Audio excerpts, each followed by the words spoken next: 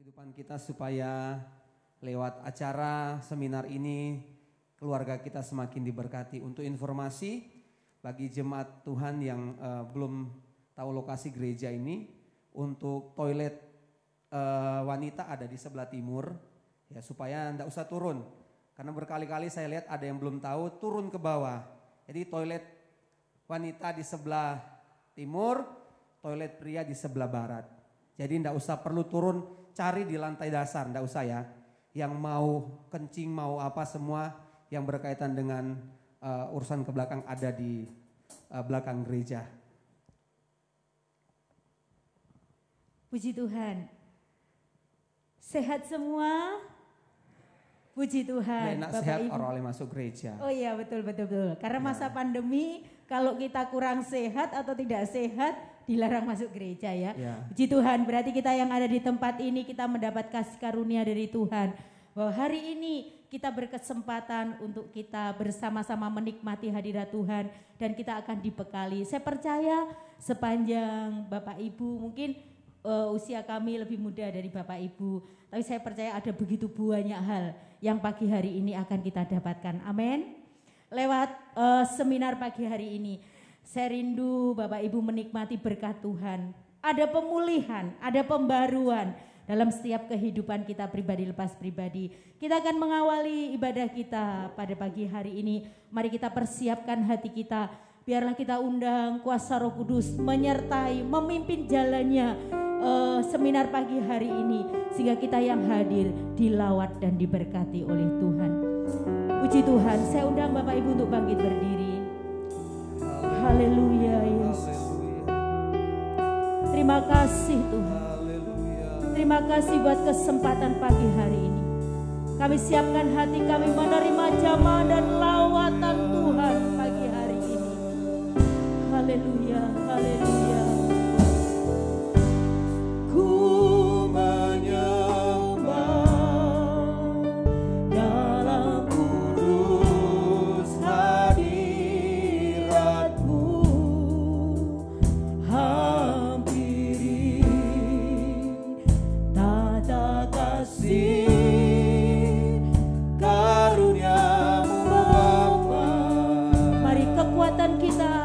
pagi hari ini hanya oleh anugerah Tuhan.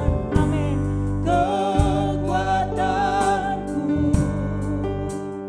hanya dalam hadiratmu, Yesusku. Hanya Kaulah segalanya. Mari kita katakan sekali lagi, menyembah dalam kudus hadirat-Mu Tuhan.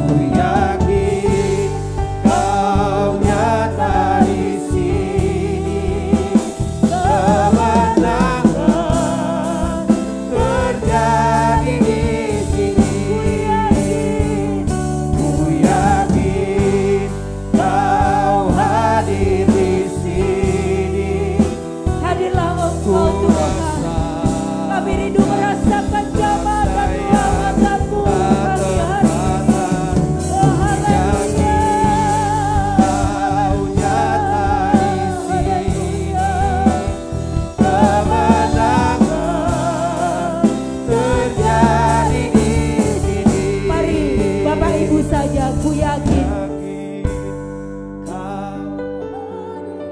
Amin.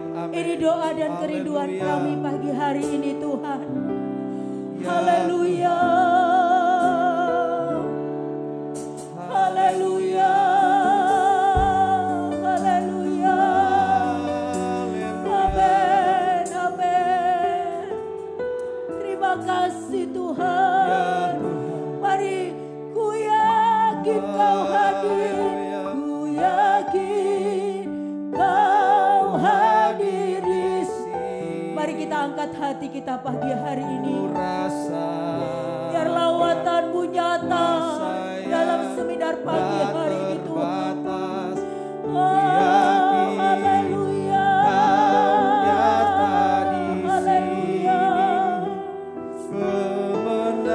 Amin. Amin. Mari ku yakin. Ku yakin. Ku yakin Kau hadir di sini. Haleluya. Haleluya.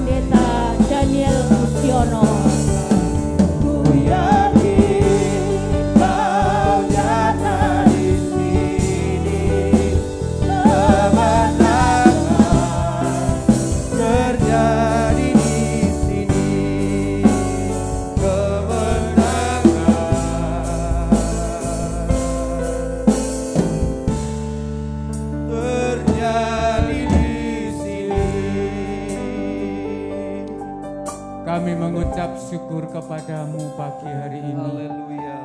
Hanya oleh karena kemurahan Tuhan, kami ada sebagaimana kami ada. Engkau telah mengentar perjalanan kami dari rumah kami masing-masing. Tiba di tempat Ka'bah-Mu yang suci ini Tuhan. Saat ini kami ada di hadirat-Mu Tuhan Yesus.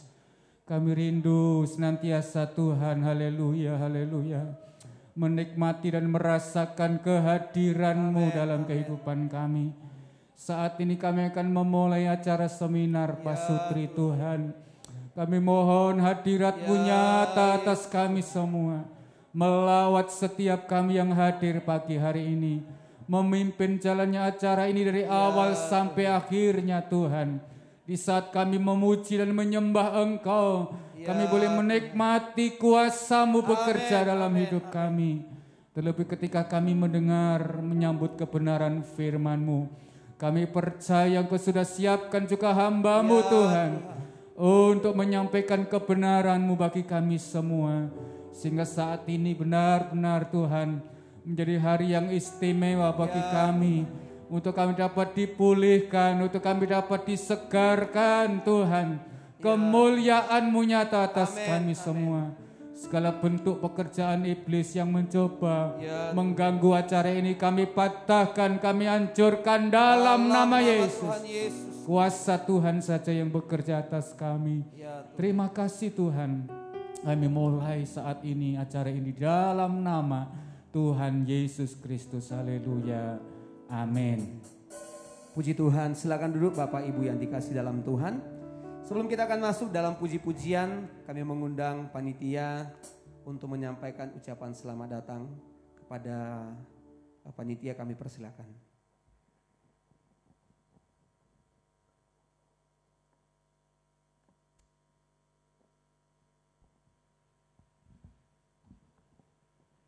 Haleluya. Tuhan. Puji Tuhan. Haleluya. Puji Tuhan. Kita bersyukur kepada Tuhan Yesus yang mengizinkan kita semua untuk kita bersama-sama bersekutu dalam acara seminar Pasutri. Dan tentunya ini semua karena kemurahan Tuhan yang Tuhan izinkan dalam kehidupan kita. Dan kami panitia dari KW Pelpap, Pelprip dan Pelpap, maksudnya komisi pria dan wanita bergabung untuk mengadakan acara ini. Dan sampaikan terima kasih dan selamat datang kepada Bapak Pembicara, yaitu Bapak Pendeta Ishak Tulus beserta istri.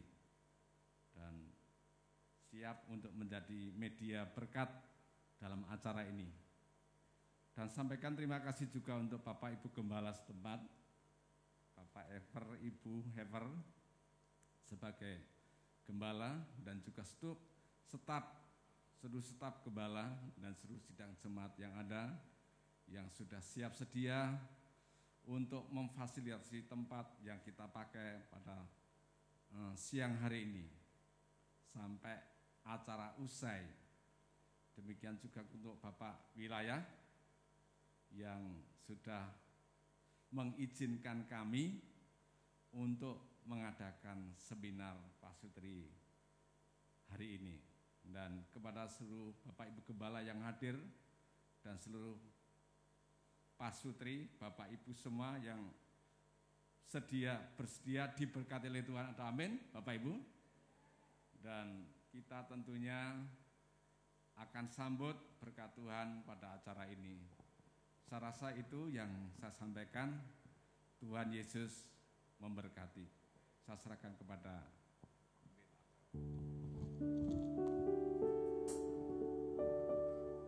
Ya, puji Tuhan. Bapak Ibu kelihatan tegang, jangan tegang ya. Jangan takut, tidak diapa-apakan ya. Semua itu pada tegang.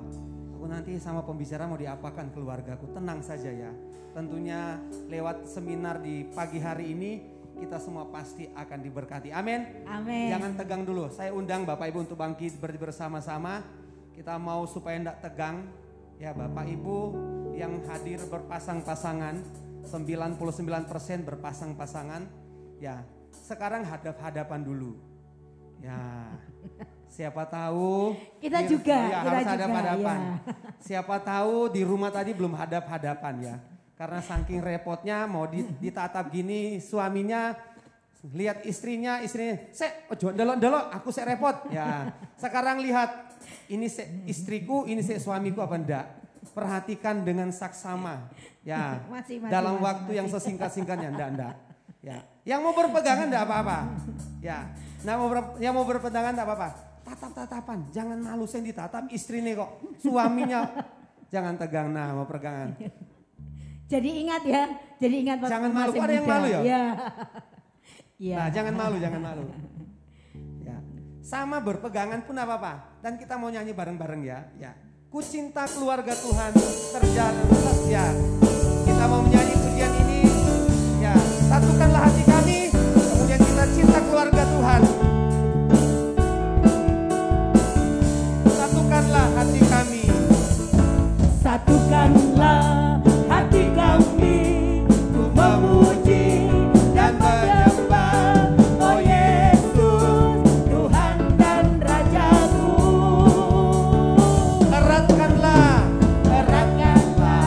tali kasih di antara kami semua, oh Yesus, Tuhan dan Rajaku. satukanlah hati kami.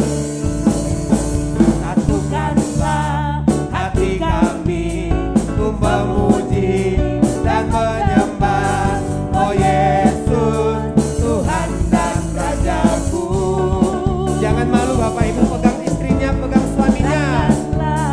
Tali kasih di antara kami semua, oh Yesus, Tuhan dan Rajaku. Bergandengan tangan. Bergandengan tangan dalam satu kasih, bergandengan tangan dalam satu iman, saling mengasihi di antara kami, keluarga kerajaan Allah. Bapak Ibu, kelihatan dari sini tuh semuanya bergandengan tangan. Tapi kok ada ya, masih ada yang belum bergandengan tangan. Jangan-jangan berangkat dari rumah ini saya ada hal yang terjadi ya. Oh, enggak berantem. Berani. Paling tadi ya sedikit yang biasanya sih ibu-ibu gini. Cepet bapak-bapaknya cepet. Pengakuan. Ibunya masih pasang alis ya, masih pasang alis. Jadi setengahnya sudah yang satu ke mobil, bruek. Ibunya tunggu. Akhirnya mungkin diem-dieman, tapi enggak kok. Pelaku. Ya, ku cinta keluarga Tuhan. Amin. Terjalin mesra sekali. Semua saling mengasihi. Betapa senang ku menjadi keluarganya. Lagi kita mengatakan, ku cinta keluarga Tuhan. Ku cinta keluarga Tuhan. Terjalin mesra sekali. Semua saling mengasihi. Semua saling mengasihi. Betapa senang ku menjadi keluarganya. Lagi katakan, ku cinta keluarga Tuhan. Ku cinta keluarga Tuhan. Amin. Terjalin mesra sekali. Amin. Haleluya. Semua saling mengasihi. Betapa senang ku menjadi keluarganya Tuhan. Gandol Gusti. Mari ikuti kami. Amin. Ayo. Pegang Bapak, pundaknya. Ibu, ya. Saben dino wengi gandol Gusti. Balik sebelah sini ya. Gandol Gusti. Gandol Gusti. Gandol Gusti. Amin. Saben dino wengi gandol Gusti. Mari kita menari bagi Tuhan. Kula amung percaya ora bakal cilaka, nanging uripku mulya selaminya. Hatiku ayam tentrem, uripku rasa tentrem. Saben dina mulangke gandol Gusti. Tunggu, ada yang heboh. Iya. Ada yang heboh ternyata ya waktu gandul kula amung prajaya gila. Kula am. Ih, saya lihat asik juga. juga kayaknya ya. Bagaimana? Ya. Maksudnya narinya begini. Kayaknya enak ya. Oh ya. Kulo amung percaya ora bakal hilang. Amin. Nanging uripku mulya selaminya. Hatiku ayem tentrem, uripku rasa seneng. Saben dina kula mungkin yang lain tak lihat asiknya, lebih asiknya tak panggil ke depan ya. Suami istri mari ke depan. Kita mau lihat nariannya itu apik. Mari Bapak Ibu suami istri ke depan yang paling depan. Ya. Mari Bu. Wah ini yang pasangan, lain tetap berdiri enggak apa-apa. Pasangan masih heboh kuat ini. ya, masih mari kuat ya. ya. Mari Pak, kita nyanyi sama-sama Pak. Ayo Pak. Kulo amung percaya ora bakal cilaka. Nanging uripku mulya selaminya. Hatiku ayem tentrem, uripku rasa seneng. Saben dina kula nggih Gusti. Sekali lagi. Amung percaya ora bakal cilaka. Nanging uripku mulya selaminya. Hatiku ayem tentrem, uripku rasa seneng. Saben dina kula nggih saben dina kula nggih. Saben dina kula nggih saben dina. Saben dina kula nggih. Gandol sinten Bapak Ibu? Gandol Gusti. Haleluya. Terima Terima kasih. kasih, terima kasih. Kayaknya layak dapat door prize. Nanti boleh diambil door prize-nya ya Pak. Silakan duduk Bapak Ibu yang dikasih dalam Tuhan. Setiap hari biarlah keluarga kita selalu gandol dengan Gusti. Karena setiap kali kita mendekat dengan Tuhan, maka di situ kita akan melihat pertolongan Tuhan. Puji Tuhan, Bapak yang kasih dalam Tuhan. Masih mau memuji Tuhan ya? Masih ya? Masih ada sesi selanjutnya ya. Kita persiapkan hati kita mendengarkan berkat-berkat firman Tuhan di siang hari ini. Terima kasih Tuhan. Haleluya. Haleluya. Bersamamu Bapa, kami mampu melewati semua. Bersamamu Bapa, ku lewati semua. Perkenan aku ya, teguhkan hatiku. Mari katakan kalau Tuhan yang bertindak dalam kehidupan rumah tangga kita, tidak ada yang mustahil yang Allah sanggup kerjakan bagi kita. Haleluya. Haleluya. Haleluya. Anugerahmu Amin. Amin. melimpah. Saya undang Bapak Ibu kembali untuk bangkit berdiri. Bersamamu Bapa, ku lewati semua. Bersamamu Bapa, ku lewati semua.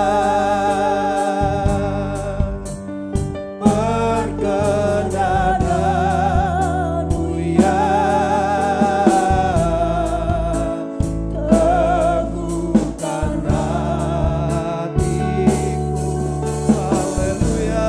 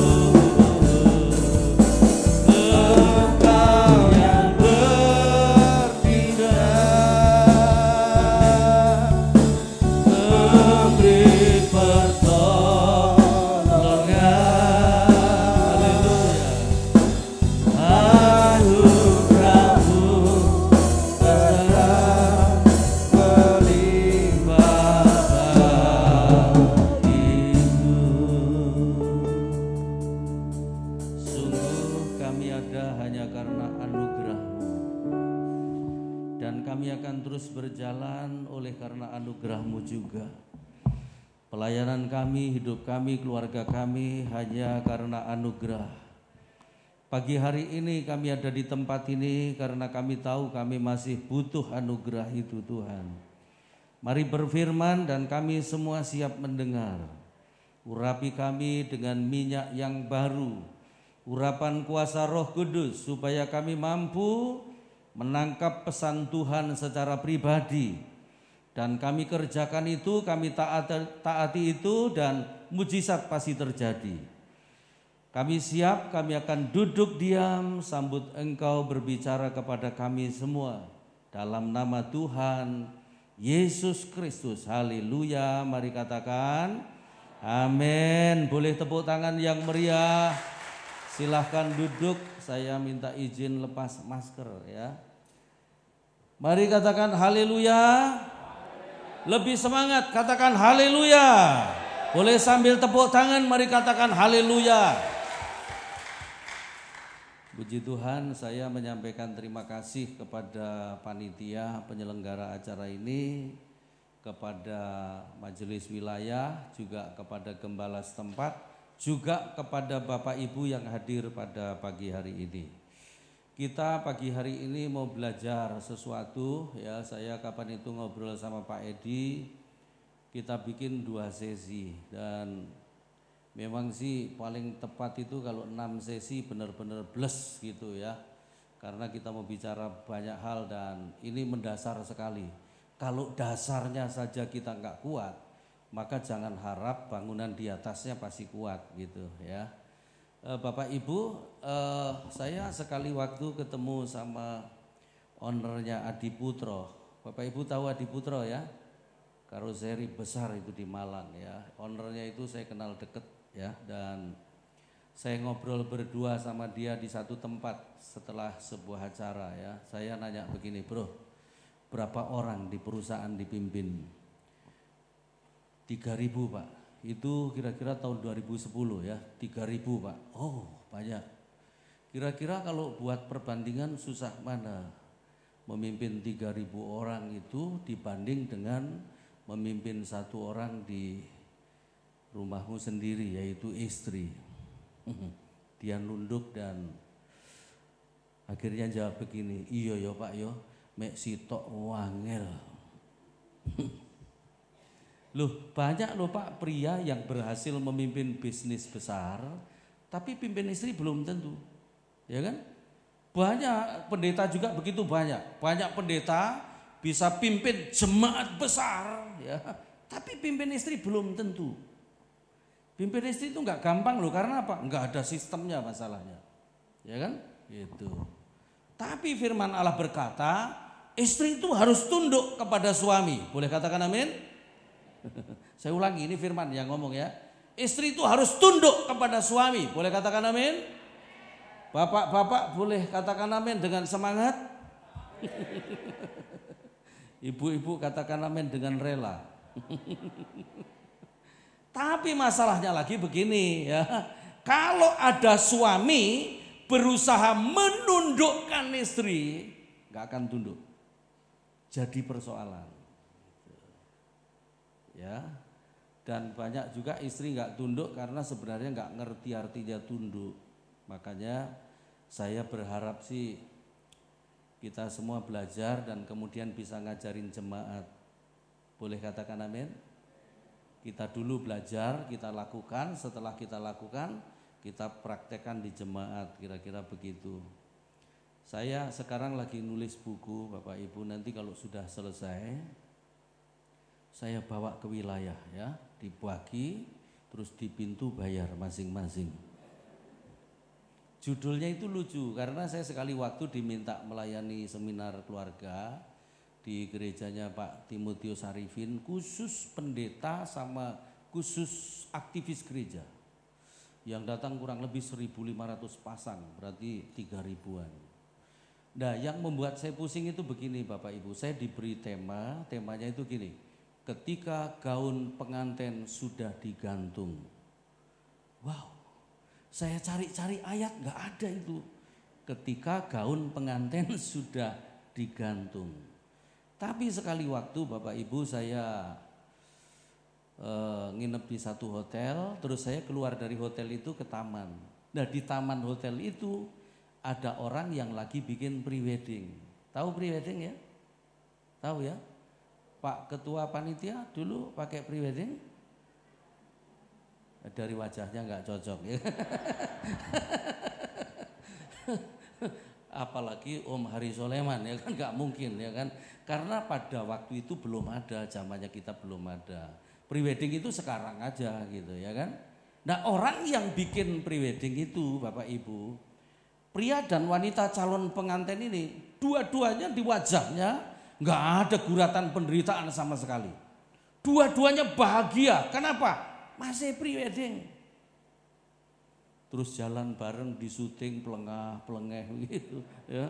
Terus foto di bawah pohon besar, pindah di antara kembang-kembang, terus pindah di atas jembatan kecil, tiba-tiba berdua terjun dari atas jembatan itu ke kali.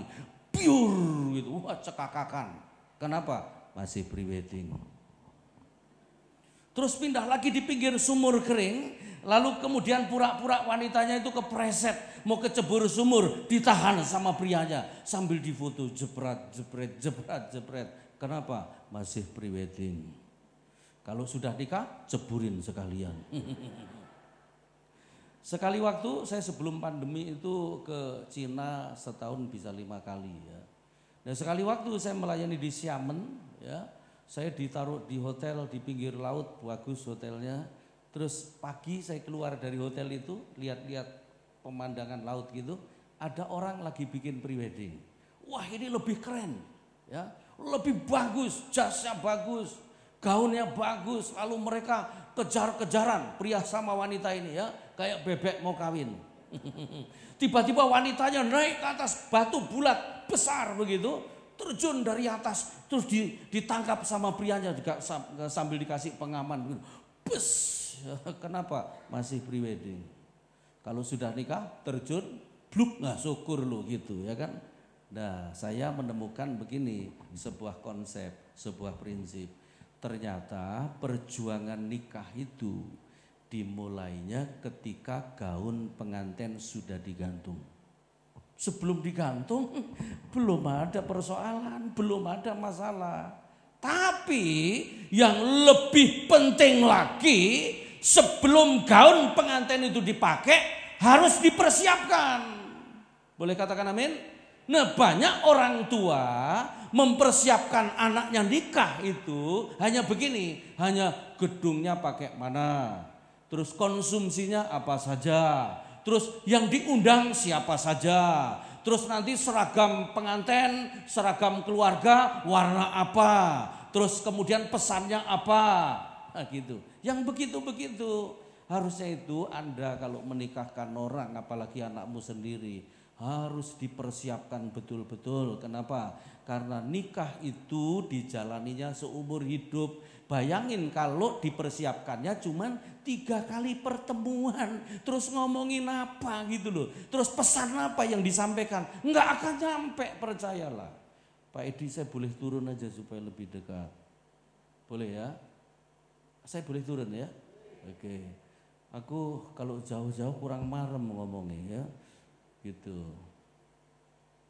Sambil kita ngobrol. Pakai pakai mimbar ya. Sebenarnya nggak pakai mimbar juga nggak apa-apa gitu. Nah di tempat saya Bapak Ibu, di gereja yang saya layani di Bekasi itu, kalau mau nikah bimbingannya 17 sesi dan harus lulus. Kalau nggak lulus aku nggak mau memberkati, dan ada sertifikat lulusnya gitu. Dari mana sertifikat itu?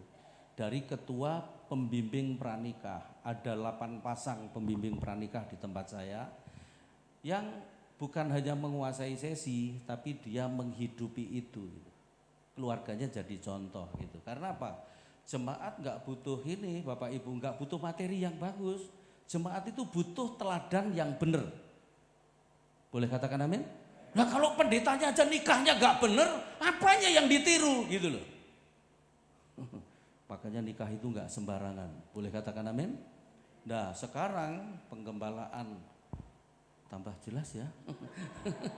Penggembalaan dipegang anak saya ya, ditambah sama anak saya. Tambahannya apa? Tambahannya begini, setelah diberkati, dikawal, didampingi 1 tahun, 2 minggu sekali ketemu pembimbing, terus dievaluasi. Karena apa? Lu menjalani nikah itu, menikah gampang, tapi menjalani nikah itu gak gampang. Jatuh cinta itu gampang, tapi mencintai seumur hidup itu perlu pikul salib. Boleh katakan amin? Oh iya, dan beberapa suami saya lihat, wajahmu tukang nyalip istri masalahnya, ya kan? Jadi ini Anda yang harus disalib. Kita semua harus pikul salib. Boleh katakan amin? Nah, tema besar kita walaupun 2 sesi adalah visi dan keluarga dalam pelayanan. Kenapa? Karena kalau Anda sekeluarga, visinya nggak sama, repot jalaninya. Kalau Anda dalam pelayanan, keluarga nggak satu visi, berat menjalaninya. Harus satu visi. Boleh katakan amin? Nanti kalau saya kesini lagi disambung lagi ya. Tapi hari ini saya cuma mau bagi 2 sesi. Sesi pertama judulnya, mari kita lihat dulu ayat. Kita baca dulu ayat ya.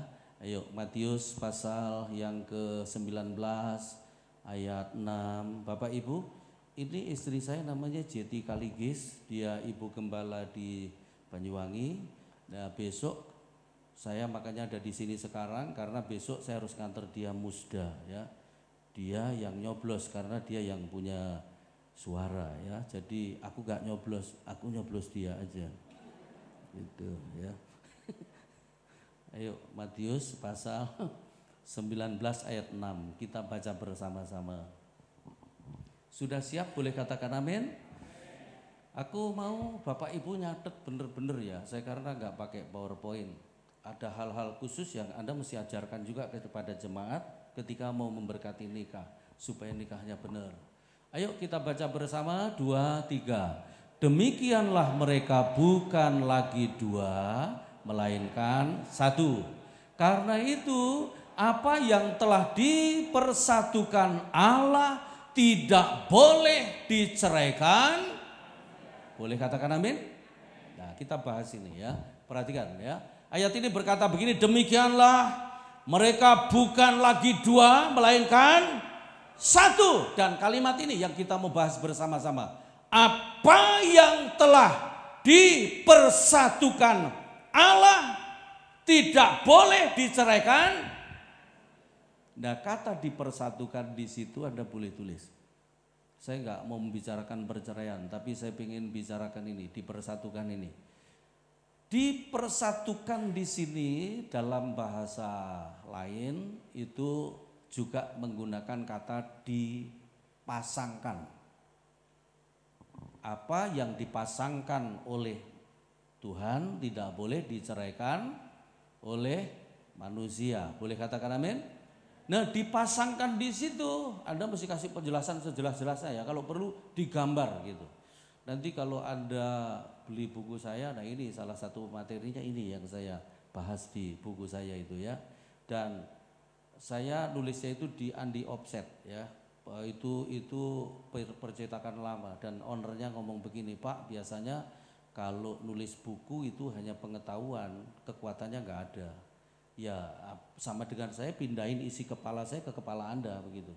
Dan nanti jadi tanduk biasanya gitu. Tapi kalau itu berdasarkan pengalaman bersama Tuhan pasti dasar.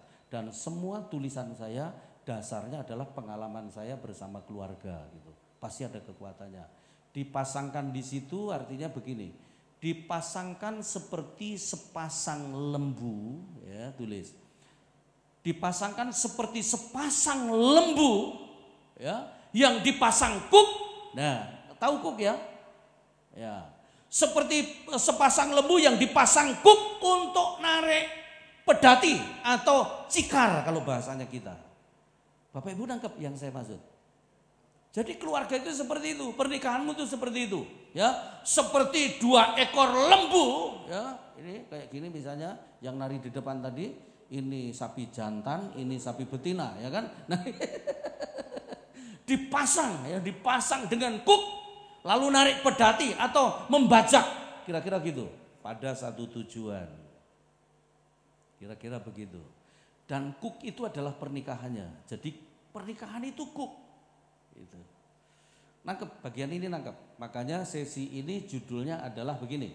Berjalan berdua hingga akhir. Ini sesi pertama judulnya. Berjalan berdua hingga akhir. Terus Anda tulis di bawahnya supaya Anda ngerti maksudnya. Menikah itu adalah sebuah keputusan, tulis. Pernikahan itu adalah sebuah keputusan, ya. Menjalani hidup berdua, ya. Dipasang kuk pernikahan sampai akhir. Jadi menikah itu adalah sebuah keputusan menjalani hidup berdua sampai akhir, kira-kira begitu. Dan diikat oleh kuk tadi itu, ya. Siapa yang nikahnya sudah di atas 10 tahun boleh angkat tangan. Wah banyak ya. Ada yang belum nikah di sini? Loh kayaknya ada loh, ada jemaat yang ikut barangkali ada yang baru mau nikah gitu. Boleh angkat tangan kalau ada. Ada Pak Edi?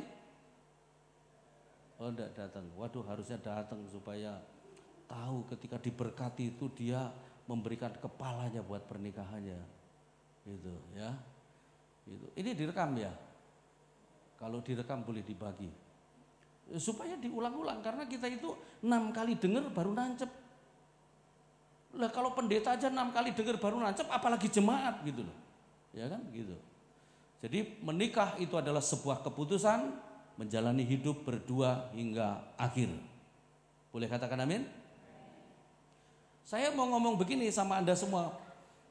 Jalan sendiri itu gampang. Kenapa? Karena gak ada yang aruh-aruh, gak ada yang ngingetin, gak ada yang negur. Sak mau-maunya sendiri gak apa-apa. Berjalan sendiri itu gampang. Berjalan rame-rame juga gampang. Tapi berjalan berdua dengan istri, dengan suami, gak gampang. Saya nikah baru 1 tahun setengah Bapak Ibu. Ya, jadi kalau Anda tanya, sulit Pak? Enggak, karena baru 1 tahun setengah. Tapi sulitnya itu begini, karena gini. Problem pertama biasanya ya, kalau berjalan berdua hingga akhir itu biasanya pertama disfungsi. Ya, disfungsi, fungsinya enggak berjalan. Suami enggak melakukan fungsinya, istri enggak melakukan fungsinya, pasti bermasalah. Terus yang kedua adalah mistanggung jawab. Pria itu ditetapkan Tuhan bertanggung jawab sebagai pemimpin, istri sebagai penolong. Ini tanggung jawab dan problem pertama disfungsi, kedua biasanya berebut kekuasaan. Suami mau ke sana, istri mau ke sana, endeng-endengan. Gerobaknya yang terpontang-panting gak jelas, makanya anakmu berantakan gitu. Itu pasti gak kompak orang tua gitu. Dan saya agak sulitnya sama istri saya karena dia gembala, saya gembala. Saya pemimpin, dia pemimpin. Jadi pemimpin dipasang sama pemimpin itu ya dia memimpin kadang-kadang begitu. Tapi enggak begitu sih. Istriku penundukan dirinya juga bagus. Karena dia orang, Pak Edi mereka sudah dites karakter ya? Sebagian, harusnya tahu. Istri saya karakternya hijau, jadi mudah nunduknya gitu. Kalau ketemu istri merah, istri saya almarhum itu merah. Sekali waktu saya jalan dari Dr. Cipto menuju Bundaran HI, Jakarta. Belok kiri itu Sudirman. Begitu mau belok, almarhum istriku begini, awas jangan pilih paling kiri. Tengah dikit karena paling kiri itu Perboden. Saya turuti yang dia ngomong. Belok kiri, agak tengah, 3 jalur, saya pilih tengah. Begitu belok kiri, langsung ditangkap polisi saya. Saya senyum, istriku nunduk. Ya mungkin gak enak ya. SIM saya diambil polisi, STNK diperiksa. Terus saya diminta, boleh lihat KTP-nya Bapak. Dilihat KTP saya, pendeta. Loh, Bapak pendeta ya? Betul Pak polisi. Aduh Pak pendeta, rupanya dia Kristen. Salah jalur. Saya enggak ngomong begini. Enggak. Saya ngomong begini, maaf Pak polisi, saya salah jalur. Oke, lain kali jangan diulangi ya. kalau belok sini harus paling kiri. Iya Pak polisi minta maaf. Oke silahkan jalan, nggak ditilang saya. Tapi di jalan saya ngomong, "Mah, gimana kalau di wanita bijak itu kamu tambah 1 sesi?" Loh sudah 10 sesi loh Pak. Gak apa-apa, di pria itu saya 13 sesi. Terus sesi apa lagi? Mama kan sudah punya sesi 1 kapal 2 kapten. Ya, jadi di wanita bijak itu ada sesi 1 kapal 2 kapten. Bapak Ibu kira-kira gimana kalau kapalnya 1 terus kaptennya 2 begitu? Muter-muter ya, kapalnya pasti muter-muter. Gitu. Dan dari depan ini saya lihat ada beberapa wanita yang wajahnya kapten banget. Itu yang membuat rumah tanggamu itu berantakan, yaitu nggak sesuai akhirnya. Terus istriku tanya, "Sesi apa Pak?" "Tambah begini, 1 mobil 2 supir." Sejak itu dia nggak pernah protes ya. Pokoknya dia tahu, saya tahu jalan, dia percaya, aku tahu rambu-rambu lalu lintas. Loh, suami itu bawa mobil di jalan itu stres itu bukan karena macet aja loh Bapak Ibu. Tapi juga karena lambene bojone barang iku, awas, awas, rem, awas, mau nabrak ini loh, awas. Sampai ada suami, "Wes kamu aja bawa mobil." Ada itu. Nah, itu yang ketawa itu pengalaman itu ya. Yang diem aja itu belum punya mobil, dia nggak tahu rasanya stres di mobil. Jadi hari ini saya mau kasih tahu. Nanti kita bicarakan sesi 2 yang itu ya. Tapi hari ini saya mau belajar bersama Anda begini. Bagaimana caranya supaya kita mampu berjalan berdua hingga akhir. Ini yang kita mau belajar ya. Nulisnya begini kalau mau ditulis. Supaya mampu berjalan berdua hingga akhir. 3 prinsip ya. Ada 3 prinsip untuk berjalan berdua hingga akhir. 3 prinsip untuk berjalan berdua hingga akhir. 1 prinsipnya begini, menyatukan visi. Nah, kita itu harus punya visi. Pernikahan itu harus punya visi. Itu. Ayo, saya nggak mau tanya satu-satu sih, tapi saya merasa asumsi saya sih Anda nggak pakai visi nikahnya. Ya kan? Pak Edi punya visi dalam pernikahan. Punya ya.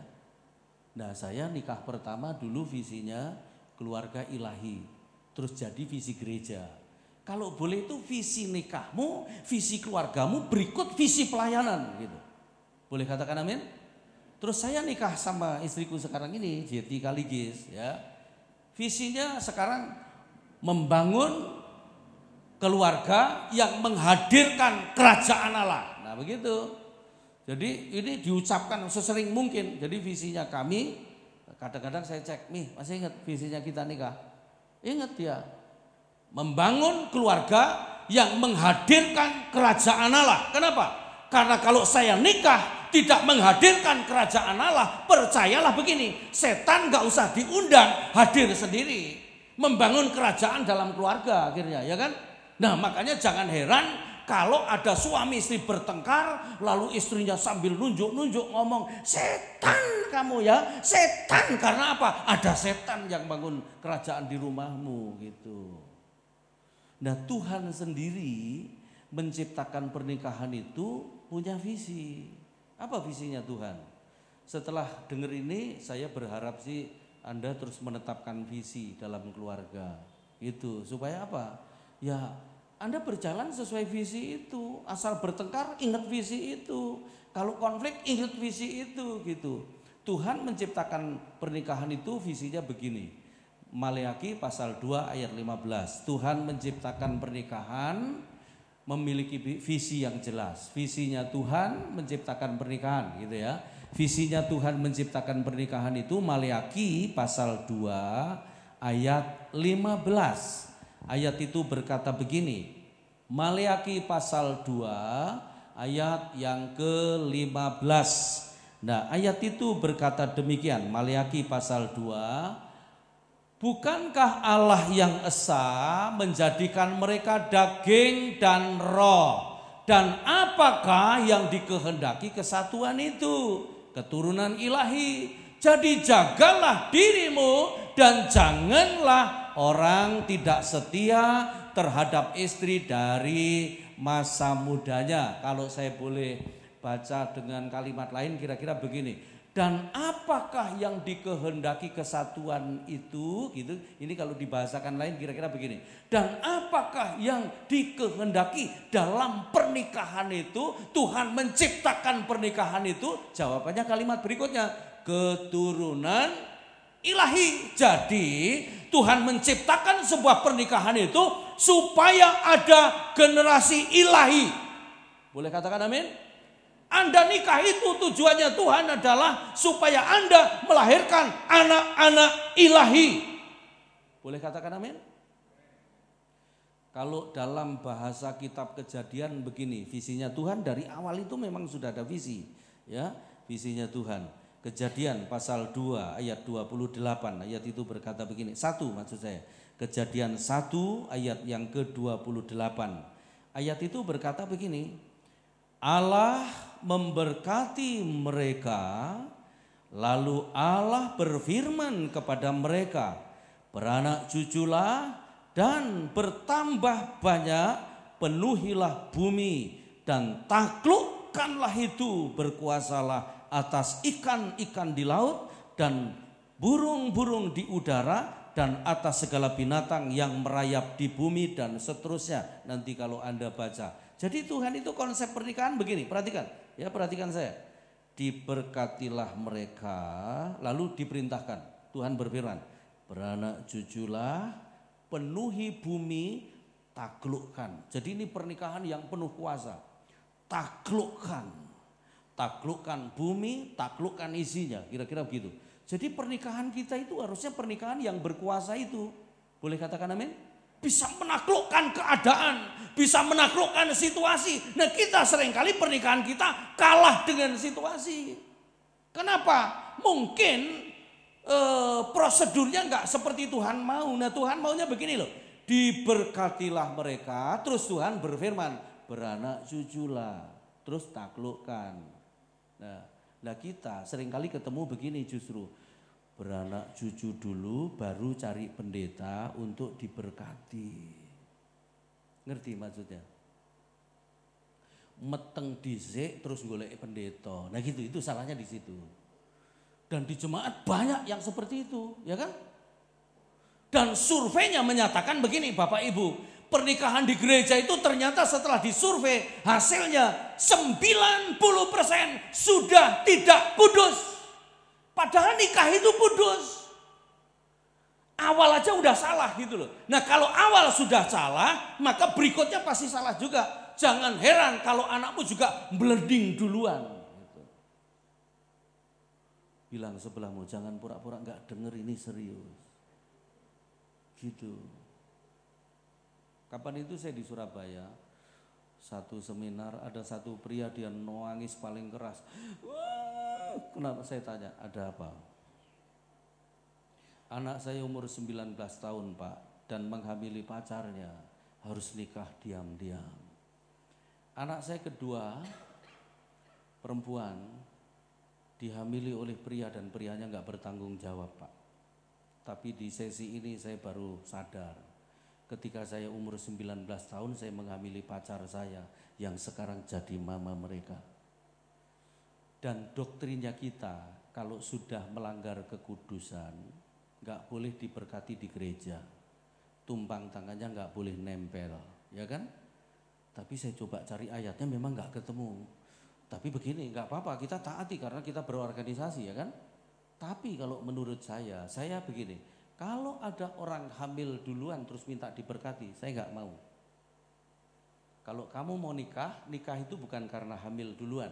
Nikah itu bukan karena untuk nutupi aib. Nikah itu bukan untuk nutupi aib. Nikah itu memuliakan Tuhan. Boleh katakan amin? Jadi aku mau menikahkan kamu, tak bimbing dulu. Kamu tahu tujuannya nikah itu apa gitu. Dan artinya nikah itu apa? Supaya kamu benar memandang pernikahan itu. Biarkan anakmu lahir dulu nggak apa-apa. Dan malah lebih baik begini. Nggak usah nikah. Biarin aja pria itu pergi. Karena gini loh, secara logika kalau ada pria berani menghamili pacarnya, berarti karakternya buruk ini pria. Makanya kalau nggak didandani dulu, merusak pernikahannya sendiri nanti. Bapak-bapak paham yang saya ngomongin? Dan kalau ada wanita gelem ditengi, ngerti ditengi? Bilang sebelahmu, koyok tonggomu itu loh. Itu berarti karakternya juga perlu ditolong. Makanya pernikahan perlu bimbingan serius. Boleh katakan amin? Saya ngajar di Sekolah Alkitab Malino, Langoan, Palembang, Lampung, terus kemudian di Bitung. Saya lempar pertanyaan. Menurut kalian apa nih itu nikah itu? Oh jawabannya macam-macam, tapi saya tertarik dengan satu jawaban seorang siswa. Dia ngomong, menikah itu cari-cari persoalan. Terus tak renungkan sampai hari ini loh. Ya. Kalau saya sih pendapat saya begini, Anda boleh berpendapat lain. Menikah itu adalah di dalam pernikahan itu semua persoalan ada.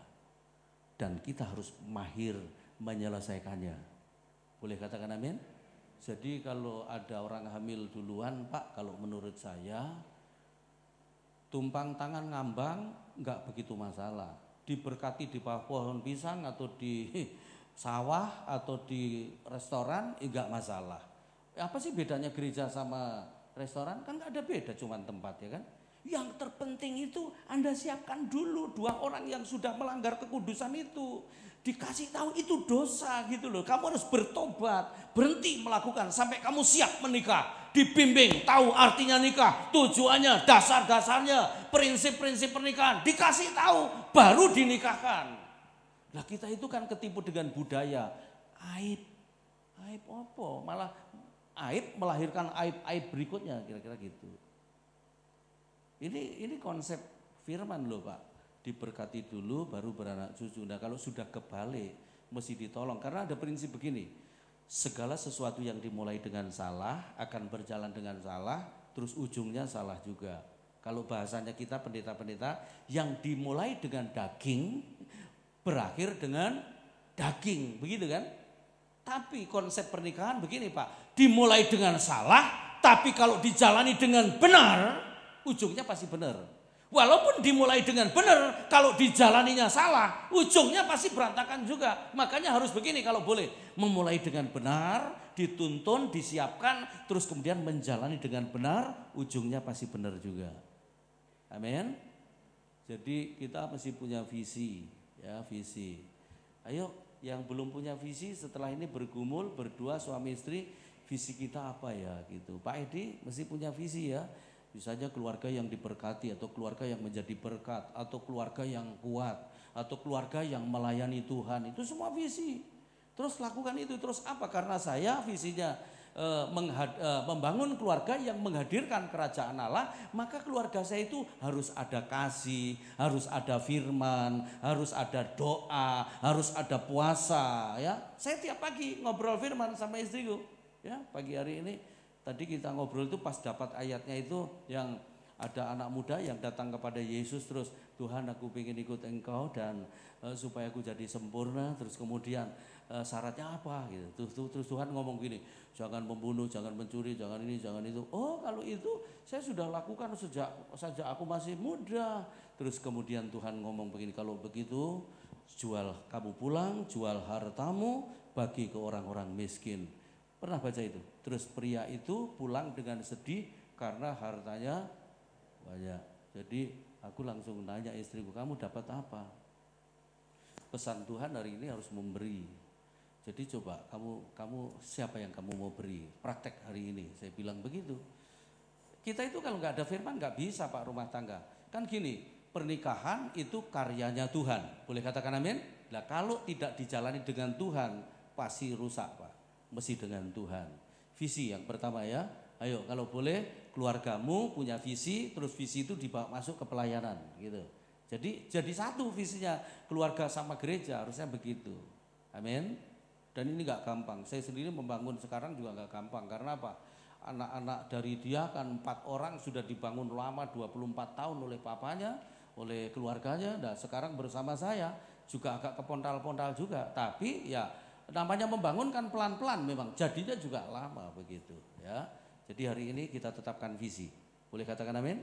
Itu prinsip yang pertama. Kalau visi gak ada, Anda gak akan berjalan berdua sampai akhir. Pasti bermasalah. Terus prinsip yang kedua adalah, menjaga komunikasi. Supaya Anda bisa berjalan berdua hingga akhir, maka yang kedua Anda harus menjaga komunikasi. Bapak-bapak gembala, bicara sama istri jemaat itu gampang ya. Tapi bicara sama istri sendiri itu enggak gampang ya. Ibu-ibu gembala, ngertiin suami-suami jemaat itu mudah, tapi ngertiin suami sendiri itu perlu perjuangan. Makanya butuh komunikasi. Boleh katakan amin? Boleh katakan amin? Nah, komunikasi yang benar itu seperti ini. Mari kita lihat Yakobus pasal 3 ayat yang ke-19, pasal 1 maksud saya. Yakobus 1 ayat 19. Visi kita dalam keluarga harus melahirkan anak-anak ilahi. Boleh katakan amin? Tuhan itu maunya begitu, anak-anak ilahi. Gimana supaya lahir anak-anak ilahi? Saya balik ke pertama ya. Yang gak ada pilihan lain. Seorang suami harus membangun karakternya sendiri, berkarakter ilahi, serupa dengan Kristus ya. Maunya kejadian tadi itu seperti itu. Jadi diberkati lalu beranak cucu itu multiplikasi manusia yang serupa dengan Allah, kira-kira begitu. Enggak asal anak ya, tapi serupa dengan gambaran Tuhan, serupa dengan gambaran Allah. Nah, bagaimana supaya kita bisa melahirkan anak-anak ilahi? Enggak ada pilihan lain. Bapaknya harus membangun dirinya supaya terbangun karakter Kristus. Begitu juga istri, bangun karakternya seperti karakter Kristus. Nah, kalau bapaknya ilahi, mamanya ilahi, anaknya pasti ilahi. Lah kalau bapaknya gendruwo, terus mamanya kuntilanak, ya anaknya pasti duyul, ya kan? Wewe gombel begitu, ya kan? Sudah pernah lihat gendruwo? Belum? Kalau belum coba lihat orang sebelahmu.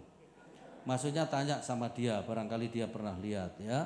Tapi intinya visinya apapun sebutannya nanti, yang penting di rumahmu, di gerejamu lahirlah orang-orang ilahi, kira-kira gitu. Terus prinsip yang kedua komunikasi.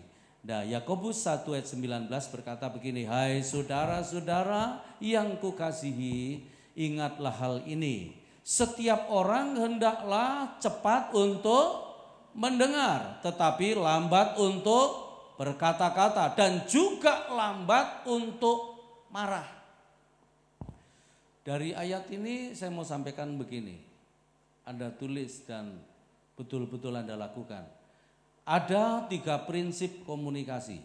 3 prinsip komunikasi itu begini. Ya. Perhatikan ayat ini. Dan ini jangan dibalik karena banyak orang ini dibalik, makanya rumah tangganya bermasalah, ya. Ayat ini kan berkata begini Bapak Ibu, hai saudara-saudara yang kukasihi, ingatlah hal ini. Setiap orang hendaklah 1, cepat untuk mendengar. 2, lambat untuk berkata-kata. 3, lambat untuk marah. Jadi ini prinsipnya. 3 prinsip komunikasi. 1, cepat untuk mendengar. 2, lambat untuk marah. Lambat untuk berkata-kata. 3, lambat untuk marah. Nah, kita seringkali kebalik. Kita itu kalau komunikasi seringkali begini, marah dulu.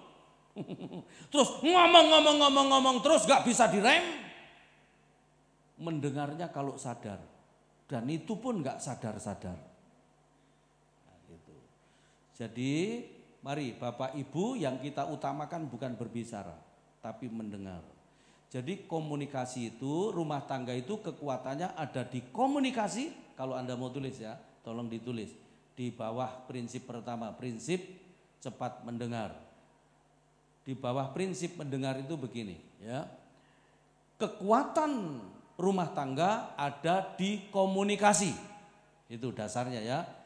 Tapi kekuatannya komunikasi bukan di bicara, tapi di mendengar. Semakin banyak bicara, semakin masalah. Tapi semakin pinter mendengar, semakin bagus itu komunikasi. Saya dulu gak bisa dengar istri, Pak. Tapi sejak tahun 2005 saya mendengar. Dulu kalau istriku ngomong begitu, belum selesai, aku sudah tahu ujungnya. Nah biasanya rata-rata pria begitu. Kalau istrinya ngomong belum selesai, udah tahu ujungnya. Apa gitu ya. Saya dulu suka begitu, Mah, gak usah panjang-panjang. Papa sudah tahu maksudmu begini kan? Betul, Pak. Nah kalau begitu caranya begini, 1 begini, 2 begini, 3 begini, 4 begini, 5 begini. Betul? Betul, Pak. Ya sudah, lakukan. Tapi dia marah ternyata. Karena apa? Maunya didengar kok. Sejak ngerti bahwa kekuatan komunikasi di mendengar. Sejak itu pun tahun 2005 ya. Kalau istriku bicara sampai hari ini ganti istri. Ya. Kalau istriku bicara betul-betul tak dengerin. Enggak saya stop. Enggak lagi 1 begini, 2 begini, enggak. Malah aku tinggal. Oh, gitu. Kalau kita dengar sampai habis, biasanya kalau istri ngomong ya, ujungnya dijawab sendiri. Anda boleh nanti coba. Kalau istrimu mulai ngomong begitu, biarin aja. Kalau Anda tunggu sampai selesai, biasanya ujungnya dijawab sendiri. Kenapa? Karena memang wanita itu secara umum ya, ada juga case khusus wanita lebih diam. Saya sama istriku lebih diam ya. Nah, kalau istriku yang dulu lebih ngomong ya, nah gitu. Nah, case khusus begitu. Tapi secara umum memang pria itu makhluk to the point, singkat, padat, jelas gitu. Kalau wanita itu makhluk ngobrol gitu. Makanya telepon aja beda. Kalau pria itu telepon simple, halo, sampai di mana Pak? Baru mendarat. Oke, saya tunggu di depan pintu keluar sebelah kanan ya Pak. Ya, sampai ketemu, selesai. Kalau wanita nggak bisa begitu. Halo, halo juga. Apa kabar? Luar biasa. Yes. Ini siapa ya? Ayo tebak siapa? Itu bisa muter-muter kalau wanita ya kan. Masa sih lupa? Aku lupa. 3 hari lalu kita ketemu. Di mana? Di mall. Mallnya di mana? Di lantai 3. Lantai 3-nya sebelah mana? Di lantai 3 itu ada counter lipstick merek ini. Aku di sebelah kanan. Oh, pakai baju apa? Kuning. Bawah hitam. Sepatu hitam juga. Rambut sebahu ngombak sedikit saya cat kuning juga. Oh ya baru inget nih suara kamu. Kamu Cik Leni ya? Betul. 15 menit baru betul. Udah gitu masih terus nanya. Anak gimana? Baik. Sudah sekolah? Baru berangkat. Kelas berapa? 3 SMU. Ambil jurusan apa? IPS. Loh, kenapa kok IPS? Kok enggak IPA? Muter antara IPS sama IPA. 15 menit juga. Total 30 menit ternyata cuma tanya, kamu punya bawang bombay enggak? Itu buat wanita enggak, buat pria enggak penting Pak, tapi buat wanita penting. Ayo kita belajar mendengar. Boleh katakan amin? Gimana mendengar yang benar? Mendengar yang benar itu begini. Ini pasti prinsip mendengar ya. Amsal pasal 4 ayat 20 dan 21. Ini cara mendengar yang paling baik, yang paling benar maksud saya. Amsal 4 ayat 20 dan 21 ayat itu berkata begini. Hai anakku, perhatikanlah perkataanku. Jadi pakai diperhatikan. Arahkanlah telingamu, pakai telinga, kepada ucapanku. Ayat 21. Janganlah semuanya itu menjauh dari matamu, pakai mata, ya. Simpanlah itu di lubuk hatimu, pakai hati. Jadi mendengar suami, mendengar istri itu yang benar begini Pak. Pakai kuping, pakai mata, pakai hati. Jangan sambil pegang HP, jangan sambil baca koran, jangan sambil nonton televisi, apalagi mondar-mandir. Jadi kalau istrimu ngomong, suamimu ngomong, tatap, terus kupingnya dibuka, hatinya dibuka. Jadi ini namanya, kalau Anda boleh tulis di bawahnya, prinsip mendengar itu adalah mendengar sampai tuntas dan dengan empati, kira-kira gitu. Jadi kalau dengar istri, dengar suami, mendengarlah sampai tuntas dan dengan empati. Boleh katakan amin. Gitu. Tapi Tapi sekali waktu saya melayani seminar keluarga tak pisah, suami sendiri, istri sendiri. Terus aku masuk ruang pria suami. Saya tanya begini, bapak-bapak, siapa di antara bapak-bapak yang menyesal menikah sama wanita yang sekarang jadi istrimu? Boleh angkat tangan, nanti kita berdoa bersama-sama. 75% angkat tangan. Saya di sini nggak berani nanya, takutnya nanti ada yang angkat tangan malah bikin persoalan, ya kan?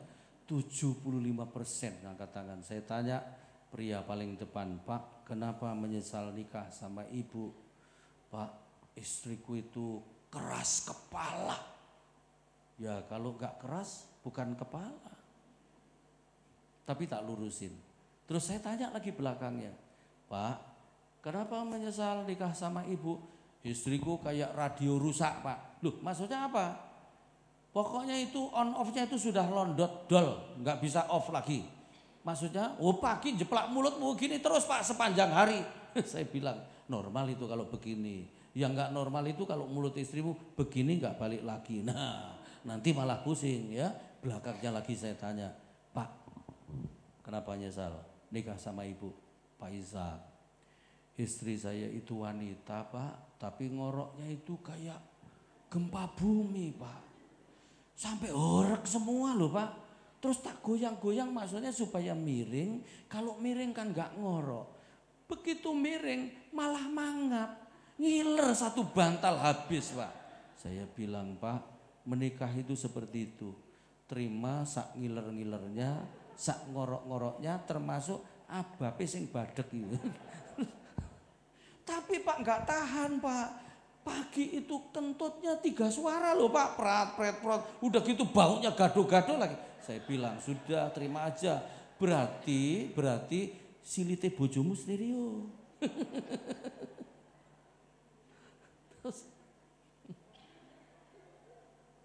Terus saya masuk ruang wanita. Ibu-ibu, siapa yang menyesal menikah sama pria yang sekarang jadi suamimu? Boleh angkat tangan. Nanti kita berdoa. Di sini tadi 75%, di istri 90%. Wah, saya kaget. Saya tanya, Bu, kenapa menyesal? Pak Ishak. Lah ini kalau wanita seringkali begitu. Kalau bukan karena anak, Pak. Saya sudah gak tahan. Suami saya itu gak jelas kepemimpinannya. Suami saya itu membingungkan. Keras, semau-maunya sendiri. Belakangnya baru saya lirik gitu, belum saya tanya. Pak Ishak, boleh nggak tuker tambah? Lulu. Tapi begini ya, saya akhirnya ngomong sama mereka. Orang yang sekarang jadi pasanganmu itu paling pas buat Anda. Loh, kalau saya boleh ngomong begini loh ya. Jemaat yang saya layani, wanita yang lebih hebat dari dia banyak. Yang lebih cantik dari dia banyak. Yang lebih pintar dari dia banyak. Ya, yang lebih cerdas dari dia banyak. Tapi yang paling pas buat aku dia. Saya mau kasih tahu sama Anda, istrimu nggak boleh dibandingkan dengan wanita di tengah-tengah jemaatmu yang lebih pintar dari istrimu. Dan salahnya pria itu seringkali justru lebih percaya istri jemaat daripada istrinya sendiri. Nah, ini mesti dirubah. Kenapa? Saya mau kasih tahu, jemaat itu partner dalam pelayanan. Kalau Anda bisnis punya partner bisnis. Tapi istrimu adalah partner hidupmu. Boleh katakan amin? Suamimu itu adalah partner hidupmu. Gak boleh digeser dengan apapun. Gitu. Jadi mulai sekarang kalau dengar pasangan, hormati. Pakai mata dilihat. Jangan celongokan kemana-mana. Sekarang perusak komunikasi itu adalah HP. Nunduk terus seharian, ya kan? Gitu, dimulai sikut-sikutan kan? Ya. Ayo bilang sama suamimu, jangan pura-pura nggak dengar, Pak, ini penting. Oh ya, jadi itu prinsip mendengar. Terus kemudian yang kedua adalah prinsip berkata-kata, prinsip berbicara. Kalau bicara itu harus gini ya. Kolose pasal 4 ayat 6. Kolose pasal 4 ayat 6, ayat itu berkata begini. Hendaklah, Kolose 4 ayat 6, Hendaklah kata-katamu senantiasa. Senantiasa itu selalu, nggak boleh enggak.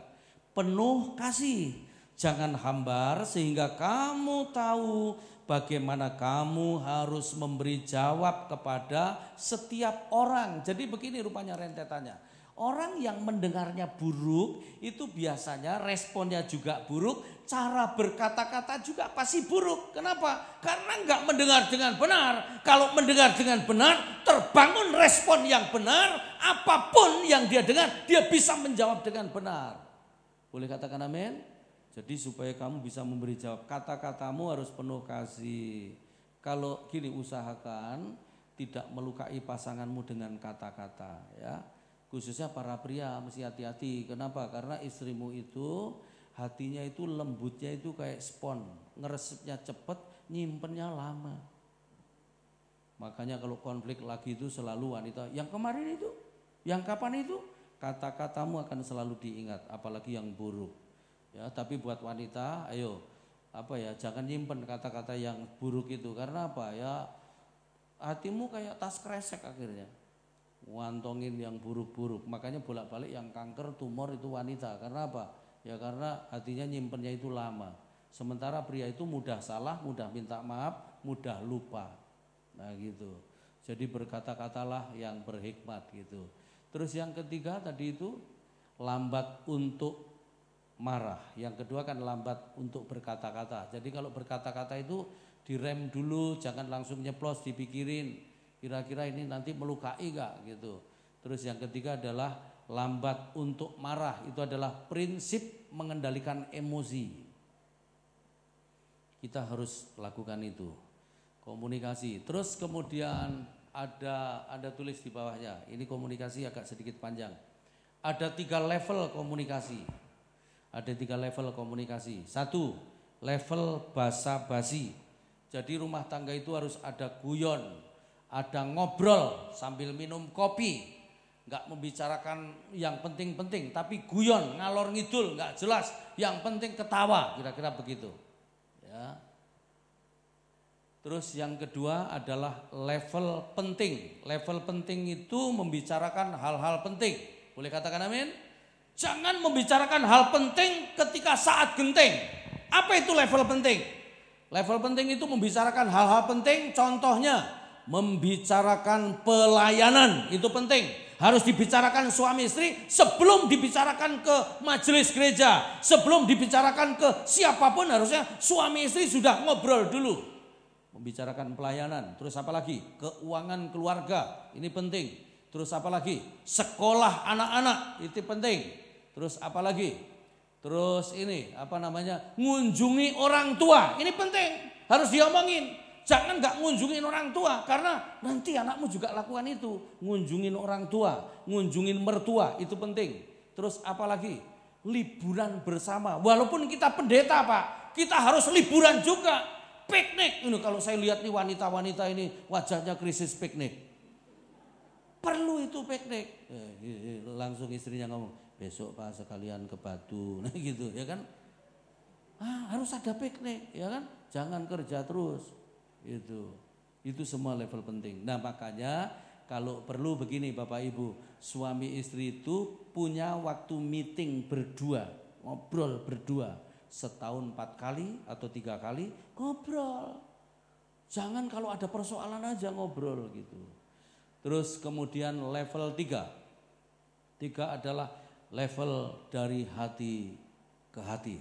Nah itu numpahin isi hati, unek-unek. Suami istri itu gak boleh ada unek-unek.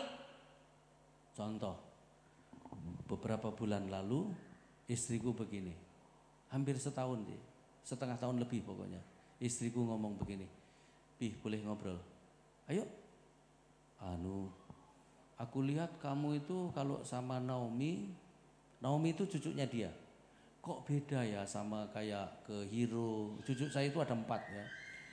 Kelo, Claire, terus Tobias, terus kemudian Hero, Joshua Hero. Kok beda? Terus tak renungkan. Ya juga ya. Nah, sejak itu saya merubah sikap. saya harus adil. Nah ini loh, second married itu nggak gampang ya kan. Saya mulai belajar adil. Sampai kemarin ketika mau perjalanan ini, cucu kami yang di Banyuwangi, cucu dari dia, kami mau berangkat, yang nangis malah saya. Begitu loh Pak, jadi rumah tangga itu jangan ada unek-unek, disampaikan. Dan yang terima unek-unek itu harus dewasa. Malah kalau perlu saya dulu lakukan begini, sebulan sekali saya izinkan istriku sampaikan unek-uneknya, tumpahin sampai tuntas. Dan pertama saya lakukan juga ngeper juga ya kan. Sampaikan unek-unek, nahan itu juga ngos-ngosan ya kan. Dan gak boleh membantah. Tapi sebulan sekali juga aku sampaikan unek-unek gitu. Ngerti ya? Tapi kalau gak siap jangan. Tapi kalau ada unek-unek mudah sakit.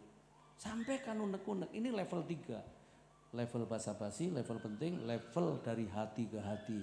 Ngomong dari hati ke hati. Kenapa kita bisa nolong jemaat, numpahin unek-unek? Kenapa kita gak bisa dengar istri tumpahin unek-unek? Kenapa kita gak bisa dengar suami tumpahin unek-unek? Sampaikan aja. Amin. Ya. Jadi visi, komunikasi. Yang ketiga, yang terakhir. Prinsip ketiga. Prinsip ketiga adalah berani menyelesaikan konflik. Nah, supaya kita bisa berjalan berdua hingga akhir, kita harus punya keberanian menyelesaikan konflik. Boleh katakan amin? Anda tulis di bawahnya begini.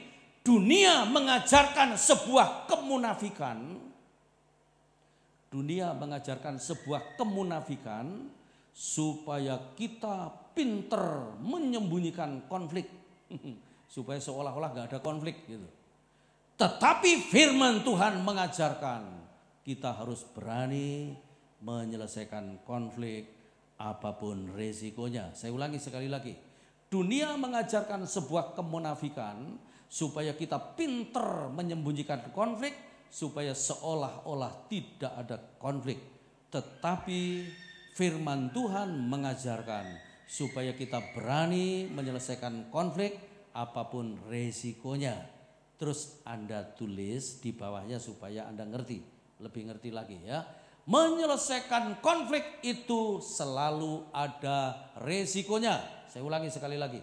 Menyelesaikan konflik itu selalu ada resikonya. Koma. Tetapi tidak menyelesaikan konflik adalah bom waktu yang pasti akan meledak. Nah gitu. Tetapi tidak menyelesaikan konflik adalah bom waktu yang pasti bakal meledak, cerai. Nah gitu. Makanya setiap kali ada konflik diselesaikan. Boleh katakan amin? Jangan ditunda-tunda supaya apa? Enggak numpuk. Gimana caranya menyelesaikan konflik? Ayo 2 Timotius pasal 2 ayat 23. Ini caranya menyelesaikan konflik. 2 Timotius pasal 2 ayat 23. 2 Timotius 2 ayat 23 ayat itu berkata begini. Hindarilah soal-soal yang dicari-cari, yang bodoh dan tidak layak. Engkau tahu bahwa soal-soal itu menimbulkan pertengkaran. Nah gitu. Jadi kalau konflik itu begini ya. Hindari soal-soal yang dicari-cari. Maksudnya apa? Jangan ngembet kemana-mana. Ada orang kalau berantem begitu konflik ngembet kemana-mana. Engkong sudah mati dibangkitkan. Ini mau cengbeng apa rumah tangga? Anak gak ikut-ikut dimasukkan juga. Udah gak usah ngembet kemana-mana. Ya, kalau perlu konflik itu pakai judul. Jadi begitu terasa mau berantem salah satu berdiri. Iki judulnya apa? Terus gak usah ngembet kemana-mana. Saya kapan itu sama istriku membahas almarhum suaminya, ya, hal-hal yang salah, hal-hal yang benar, terus membahas almarhum istriku, hal-hal yang salah, hal-hal yang benar. Memang second married itu Pak harus lebih dewasa betul, karena kalau enggak nanti rasa dibandingin, gitu juga ada kadang-kadang gitu. Nah sekali waktu kami ngobrol begini, salah satunya, sekali waktu saya melayani di Betani Surabaya itu harinya Rabu dan Kamis. Terus Kamis sore saya harus terbang ke Semarang karena hari Jumat pagi sepanjang hari itu saya melayani di Semarang. Ya, terus kemudian Jumat malamnya saya harus ke Bandung melayani di gerejanya Bapak Bambang Wijaya, ada retret di sana. Ya, terus kemudian staf saya, pengerja namanya Billy. Dia yang ngatur perjalanan saya. Rupanya belum belikan tiket yang dari Semarang ke Bandung ini naik kereta karena nggak ada pesawat. Jadi saya pulang dari gereja, saya minggir ke Indomart, saya nyuruh istriku, Ma minta tolong belikan tiket karena Billy belum beli. Naik kereta, dan ini kereta satu-satunya namanya Harina, karena istriku itu pelupa ya. Istriku yang lama itu pelupanya luar biasa, ini juga luar biasa ya kan pelupanya. Kapan itu melayani di Jakarta mau ke Tangerang, sudah di depan Polda Metro Jaya, dia nengok ke bawah begini, loh Pi, ternyata aku nggak pakai sepatu, cuman pakai sendal jepit. dia punya ide begini, gini aja Pi, nanti Papi yang masuk gereja, aku di mobil aja. Oh bukan gitu jalan keluarnya. Terus udah tak bawa keluar, cari mall, beli sepatu. Ya kan? Di jalan saya ngomong, Mi, kalau ini terjadi 20 kali, bangkrut aku. Ya kan? Ternyata bulan berikutnya di Bondowoso, lupa bawain sabuk, udah beli lagi sabuk. Ya kan? Pokoknya gini loh, kalau yang bisa diatasi, nggak usah dipersoalkan. Boleh katakan amin? Nah, aku ngomong istriku, Ma keretanya Harina ya. Terus pilih kelas eksekutif karena ada bisnisnya juga, ada ekonominya juga.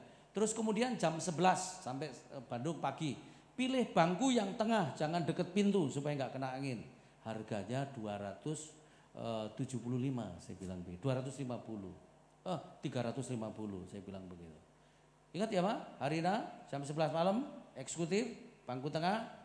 Ya, terus 350. Iya Pak. Keluar dari Indomart, Pak, dapat tiket sambil dilambe-lambekan. Pak, kayaknya Billy bohong. Loh, maksudnya kenapa? Ini Mama cuma dapat 175.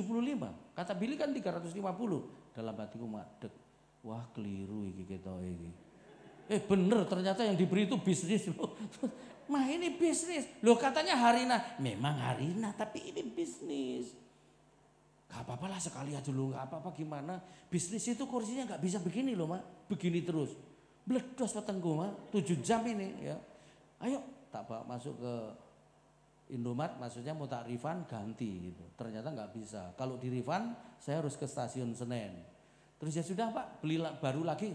Nah saya putuskan beli baru, istriku marah. Seolah-olah saya bela kasirnya gitu loh, gak bela dia. Ribut, ayo pulang deh, habis beli pulang terus. Di rumah, wah ngamuk dia. Pokoknya ini harus di refund. Mah kalau di refund itu harus ke stasiun Senen loh. Dan ini hanya 175. Kalau Papa nggak ada yang nganterin, ya naik taksi itu sekali berangkat 200, pulang 200, 400. Yang di refund 150. Nggak bisa. Ini sayang kalau nggak di refund. Loh, dalam hatiku, nah orang itu kalau marah kan akal sehatnya rusak, ya kan? Dan saya baru tahu kemarin Debbie Basir itu sering satu jadwal sama saya. Dia ngomong begini. Pria itu kenapa seringkali lebih cepat stres daripada wanita? Karena pria itu otaknya lebih kecil daripada wanita. Tapi isinya logika semua. Semua dipikirin, makanya sering stres. Nah wanita otaknya lebih besar dari pria, tapi kosong. Nah itu masalahnya. Pantesan dalam ngenyek iya kan. Isinya perasaan gitu loh. Isinya itu rasa kalau wanita. Nah makanya logikanya nggak jalan ketika marah ya kan. Akhirnya istriku sampai begini. Waduh aku kalau jadi begini jadi ingat mami aku. Padahal mami udah nggak ada, kakaknya sudah nggak ada, papinya sudah nggak ada. Aduh aku langsung kayak tertuduh loh Pak. Aku langsung berlutut tak peluk dia dan saya bilang, Mah aku nggak ada niat untuk melukai kamu. Tapi kalau kamu luka minta maaf. Papa berjanji pokoknya bertanggung jawab selesai semua. Udah selesai. Jadi gini loh, kalau bertengkar nggak usah ngembet kemana-mana. Tiket ya tiket aja, ngerti ya? Kita ini kalau sering kali kalau jemaat ini disentuh ini semua ini mau perayaan apa mau ribut ini gitu. Kita harus berani menyelesaikan konflik. Boleh katakan amin? Karena rumah tangga itu pasti konflik. Nah hebatnya pendeta memang pinter menyembunyikan konflik. Loh, pendeta itu kalau berantem nggak ada yang tahu ya kan? Oh, jemaah kalau pendeta itu kalau bertengkar ada jemaah datang langsung selesai. Mi ada tamu mi bikin teh langsung encer lu wajahnya. Herannya itu. Mir, tamu bikin teh, berapa hani? Loh, pakai hani lagi. Tamunya pulang, kita belum selesai. Ribut lagi ya kan. Kita jadi munafik akhirnya. Gitu. Makanya kita harus berani menyelesaikan konflik. Boleh katakan amin? Tulis yang saya ngomong. Tip menyelesaikan konflik. 1. Ini tipnya menyelesaikan konflik. 1. Jangan umbar emosi. Kalau Anda nuruti emosi, rumah tanggamu pasti rusak. Boleh katakan amin? Yang tukang marah boleh katakan amin. Jangan turun. Gak apa-apa, jujur itu, ya kan? Saya bisa baca ke orang yang suka marah itu, ya kan? Orang kuning pasti suka marah, ya gitu. Suka guyon tapi juga suka marah itu orang kuning, ya. Saya orang kuning. Jangan umbar emosi. Jadi direm emosinya, boleh katakan amin? Saya sekali waktu pulang pelayanan mau ngasih makan anjing, tiba-tiba tempat makannya, tempat minumnya berantakan penuh air. Saya langsung masuk, saya ngomong begini sama istriku, "Mah, Papa mau kasih makan anjing tapi ini semua tempat makan, minum berantakan semua, kotor, penuh air. Ini orang yang melakukan ini pasti gak pakai pikiran ini." Istriku berdiri, "Loh, kok Papa ngomong begitu? Memang kenapa?" "Mama yang melakukan." Langsung madeg gitu aku. Loh, bapak-bapak, saya mau kasih tahu, ngadepin istri sendiri itu lebih sulit daripada ngadepin istri jemaat. Ya kan? Coba kalau saya jawab tadi itu, sudah tahu tempat makan, kenapa dikasih air? Kira-kira berantem enggak? Berantem. Lah ributnya kita itu kan cuma gitu-gitu aja. Masuk kamar mandi lupa matikan lampu, bengok-bengok, lupa nutup pintu, teriak-teriak, lupa matikan air, ngamuk, ya kan? Coba kalau istrimu lupa matikan lampu, ya matikan aja, mak, ceklek begitu. Terus tinggal ngomong, "Mah, lupa lagi ya?" Terus istri baik-baik juga, "Iya Pak, lupa, minta maaf ya dan terima kasih sudah dimatikan." Kalau kita kan enggak, "Kamu lupa terus ya, listrik naik terus tahu." Itu yang bikin masalah, ya kan? Gitu. Saya begitu istriku ngomong, "Mama yang melakukan," langsung mak dek gitu, mateng aku. Langsung saya kelunuh keluar. Kayak kucing kesiram aku. Langsung duduk di teras merenung. Terus saya ngerenungnya begini. Aduh, kenapa saya tadi ngomong begitu? Makanya begini, bro, ses. Kalau lagi emosi lebih baik jangan ngomong. Kenapa? Orang itu kalau lagi emosi perkataannya pasti jelek. Ya kan? Lebih baik diem, dan percayalah orang diem gak bakal keliru ngomong. Waras kan ya. Saya langsung duduk di teras, tiba-tiba istriku keluar dan peluk saya dari belakang. "Pak, lain kali gak boleh begitu." "Iya Mah, minta maaf, tadi itu saya pikir bukan Mama yang melakukan." "Loh, memang kalau bukan Mama yang melakukan, orang itu gak punya pikiran ya?" "Oh iya juga ya." Langsung dipeluk, ya sudah, kita belajar sabar ya. Jadi kalau lagi emosi lebih baik diem. Dan jangan nulis status juga. Nah kita kan nulis status kadang-kadang, "Dasar tolol. Sudah berulang-ulang dikasih tahu masih juga ndablek," gitu ya kan. Sudah. Amin. Amin. Jangan umbar emosi. Terus 2, fokus penyelesaian. Jangan malah melebar gitu. Fokus penyelesaian. Gitu. 3, jangan cari kesalahan. Tambah nanti. Gitu. Udah 1 pokok itu aja yang dibicarakan. Gak usah cari kemana-mana. Jangan cari kesalahan. Terus 4, ingat janji nikah. Nah, gitu. Ingat janji nikah. 5 begini. 5 ya. Berjuang mengingat kebaikan pasangan. Nah, ini butuh berjuang yang ini. Jadi begitu kelihatan pasanganmu jelek sekali begitu, buruk sekali, kelihatan jahat, kelihatan nggak benar gitu, coba Anda mengingat, berjuang kebaikannya gitu loh.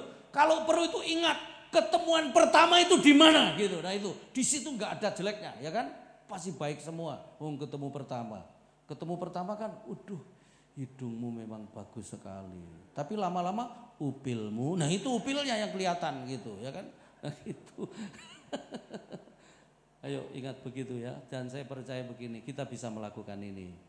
Saya mau kasih tahu begini, kalau hubunganmu suami istri kuat, maka anak-anakmu menjadi kuat juga. Kalau hubunganmu suami istri kuat, pelayanan pasti kuat juga. Kalau hubungan suami istri kuat, ya apa saja yang kita bangun pasti kuat. Boleh katakan amin? Yuk kita tundukkan kepala. Ever tolong satu lagu. Terima kasih. Ku pandang wajahmu dan berseru. Kita nyanyikan pujian ini. Kita berdoa. Haleluya. Kita sampai jam 12 ya. Oke, nanti berikutnya singkat saja. Yuk. Tapi berikutnya juga detail banget loh. Ya, kita tundukkan kepala.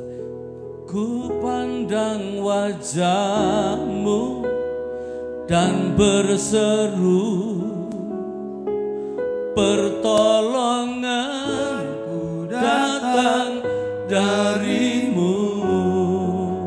Peganglah tanganku, jangan lepaskan.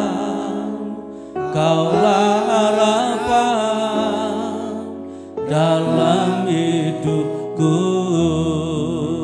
Ku pandang wajahmu dan berseru,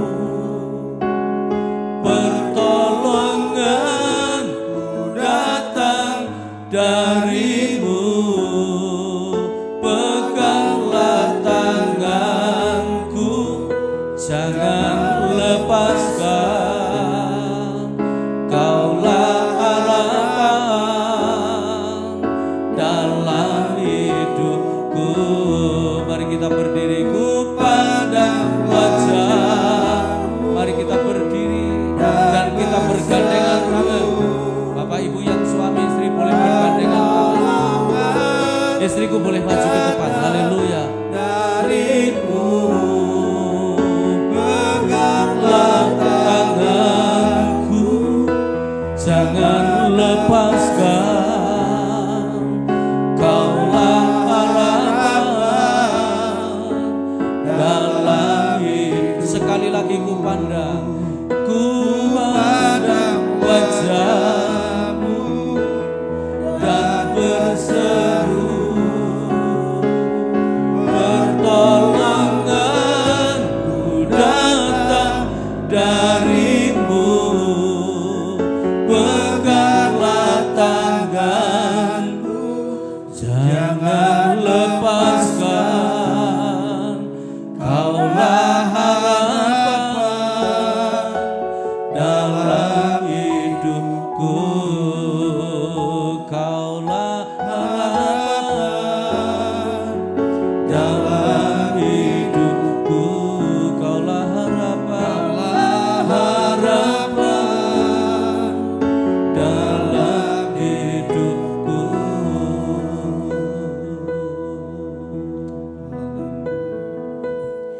Mari suami istri pegangan tangan erat-erat.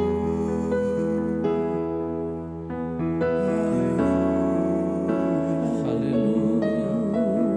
Kekuatan kita dalam pelayanan, dalam hidup ini adalah suami istri. Suami istri itu adalah kekuatan inti yang paling inti dan tidak bisa digantikan dengan yang lain. Ulangan 32 ayat 30 berkata, 1 orang kamu akan mengejar 1000. Tapi kalau 2 orang sepakat, kalau suami istri sepakat, bukan 2000 tapi 10.000. Jadi kalau kita suami istri sepakat, itu kekuatannya 10 kali lipat. Itu sebabnya coba para suami pegang erat tangan istrimu, demikian juga istri pegang erat tangan suamimu. Tanganmu tidak akan pernah bisa mengerjakan apa-apa secara maksimal sendirian. Tapi kalau berdua pasti maksimal. Itu sebabnya hubunganmu suami istri jangan digeser dengan hubungan yang lain. Kenapa? Karena hubungan suami istri itu adalah hubungan sedaging. Hubungan dengan anak, hubungan saudara, hubungan dengan orang tua, saudara. Kalau dagingnya robek, darahnya pasti tertumpah-tumpah. Ayo rasakan bahwa pasanganmu itu orang yang terbaik bagi Anda. Jangan pernah berhenti mencintai pasanganmu. Jangan pernah berhenti mengampuni pasanganmu. Jangan pernah berhenti melayani pasanganmu. Biarlah pasanganmu menjadi partner dalam segala hal. Mari kita tengadahkan sedikit wajah kita. Haleluya. Bapa, kami bawa hidup kami berdua ke dalam tangan-Mu. Teman-teman yang tidak membawa pasangan boleh letakkan dua tanganmu di dadamu dan taruh pasanganmu di dalam dadamu, dalam hatimu. Bapa, kami serahkan hubungan kami suami istri ke dalam tangan-Mu. Kami tahu bahwa perjalanan kami adalah perjalanan berdua seumur hidup kami. Sampai akhir Tuhan. Segala halangan rintangan yang sering kali ingin menghancurkan kami berdua, kami hancurkan, kami patahkan, kami singkirkan dalam nama Yesus. Dan biarlah perjalanan kami dipimpin oleh Roh Kudus, dikuatkan dengan firman Tuhan. Biarlah kami berani menyelesaikan setiap konflik yang terjadi dalam hidup kami. Supaya hidup kami menjadi berkat dan menjadi kuat untuk kemuliaan nama Tuhan. Terima kasih Bapa. Kami serahkan hidup kami, nikah kami, hubungan kami berdua ke dalam tangan-Mu. Jadilah menurut kehendak-Mu. Mari Bapa, tuntun kami. Di dalam nama Tuhan Yesus Kristus kami berdoa dan menyerahkan semuanya. Haleluya. Mari katakan amin. Amin. Puji Tuhan, silakan duduk. Kita kayaknya break sebentar terus.